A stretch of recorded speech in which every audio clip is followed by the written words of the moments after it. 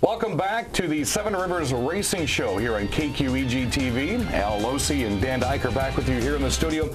Our guest this week, what a fitting way to kick off the 2011 racing season at the La Crosse Speedway.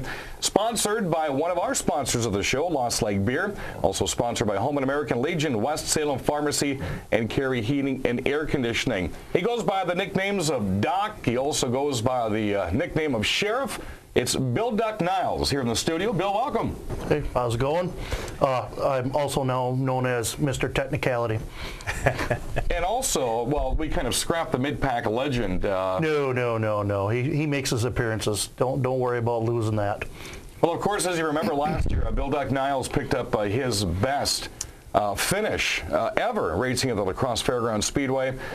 Finished second that night, and then they came back because of a disqualification, and you ended up winning your very first feature. That was a bad deal for Mike, but it was worked out in our favor. We got lucky. You know, we were in the right spot. It was a pretty cool deal, and we had some fun on the track, even though we thought we got second at the time. Had a little fun with Mr. Announcer guy here. I think we got some tape. We'll show that later. But it was a great night. My Facebook blew up. My text messages blew up. It was fun. Wish I could do more of them. Hopefully we can do more of them this year, and looking forward to a good season. Well, let's take our listeners, our viewers back, for those that are maybe new to the racing show, maybe new to the racing community. When did you get your start in auto racing? When did you first start at the La Crosse Speedway? I actually started when I got my license. The day I got my license in 1981, I was 16 years old. I went with my dad, got my license at 3 in the afternoon, and I was out at the track hot lapping by 5 in the afternoon that day. In typical Doc mid-pack fashion, went out and hit the wall in the B-main that night. So it was a memorable night for me, and that's how I got started some 30-plus years ago. What division was it? It was called the hobby stock division back then. Back then there were only 2 divisions. There was the late models and the hobby stocks. And the hobby stocks that we have now, that were then basically evolved into the late models you see now. And the eventual street stock division that started evolved into the sportsman division that we have now. So I've been around watching these divisions evolve for a long time. Now, what year did you decide that you wanted to participate and partake in the late model racing at the La Crosse Speedway? Well, this is actually my second foray into it. I tried it once early in my career. We call it the year because I spent a lot of time fixing the car. We discovered that we just weren't ready for late models then, so went back, ran sportsman for a few more years, and then I believe it was 97. Went and bought a car that Brent Kirshner wasn't driving anymore. Went and bought that from him and got back into late models, and we were a little bit more prepared for it then than we were the first time. Talk about the nicknames. People know you as a mid-pack legend, and they know you as Doc, and of course as you're coming around turn 3, I always look for the sheriff lights that are in the front window of your late model. Of course, the sheriff nickname. How did you get all 3? All right. Well, the Doc nickname started in high school. My freshman year in high school, I was the second tallest kid on the team at 5'11", and I always had to guard the center of the team, who was 6'2" at the time, and in practice. And you had to get pretty creative to beat this guy because he like swatted shots away. So I got pretty creative, and back then the most popular basketball player was Julius Erving, Dr. J. So they started calling me Doc, and that name stuck with me forever. The sheriff, that pretty much is self-explanatory. When I bought the original squad car from Larry Weir's, that name was just came with the car. And then mid-pack legend. I think the year before, the winter before you started announcing at the track, we were having a discussion about Kevin Noodleman and Steve Carlson and legend this and legend that, and I just spouted off over a beer that, well, I'm a mid-pack legend, and somehow that bad boy stuck too. So that's where you, and then Mr. Technicality, well, that's self-explanatory after the nights of June 12th last summer. So now when I announce this year, should I keep the Mr. Technicality or should I just keep the mid-pack legend? You know, we were talking about this on the radio last Friday. I have way too many nicknames. So you could just go with whatever works. Just make sure it's clean so you can announce it. Now that you've raced late models as long as you have at La Crosse Speedway, what are some of the biggest changes you've seen evolve over the years pertaining to the track and then pertaining to the cars themselves? Well, Up until the last year or so, the cars really haven't changed that much. We've stuck to a standard set of rules, and the late model world around us has been evolving, and we've just been in our own little cocoon in this area. Things are just starting to change now the last couple of years. Like a good example would be engine setback. And Al can explain that in a tech corner sometime. Basically, engine setback is where your front spark plug is in relation to your ball joint. Now, Lacrosse has always had a standing rule that spark plug had to be even with the ball joint, while the rest of the late model world had 2 inches back behind that.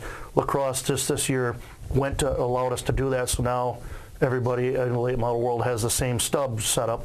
Also, Lacrosse is finally allowing headers this year, which is something that they've never allowed before. So Lacrosse is slowly starting to work their way back towards the rules packages that the rest of the state are running. Bill Niles joining us on the Seven Rivers Racing Show. And also, Bill, you're on the Competition Council. Explain how you got into that position and what kind of a role you have. Well, it's the Competition Council is voted on by the members of the Crosse Speedway and their crews. The council is there to give advice or ideas on possible rule changes for all divisions at the Speedway. And I've been on it, I think, like about the last 8 or 10 years. I've been probably one of the biggest fighters for the Thunderstocks and the Hornets getting their racing seats and getting rid of them stock seats. There are a couple other things I've been fighting, which we still have to fight the good fight on. Right. But it's a progressive thing. Over the years, you get a little bit. You don't get everything you come to the table with, but if you get a little bit, you feel like you got a victory. And we get a little bit every year, and that. Even if you get something, it makes it worth the effort. So we go out there, we take suggestions from all the drivers and crews that aren't on the council, and we try and present them to Chuck and the rest of the Speedway staff, and hopefully we come away with a good result. The Crosse Speedway banquet was held just about a month and a half ago. Bill, you picked up the Extra Lap Award, the biggest surprise of the season, and the most popular driver. What does it mean to you, not only to get those awards, but to be named the most popular driver? The most popular driver, especially in this class, is tough because you got guys with their huge throngs of fans. Everybody has a huge crowd, and to pick up an award like that voted on by the fans is really cool, really special.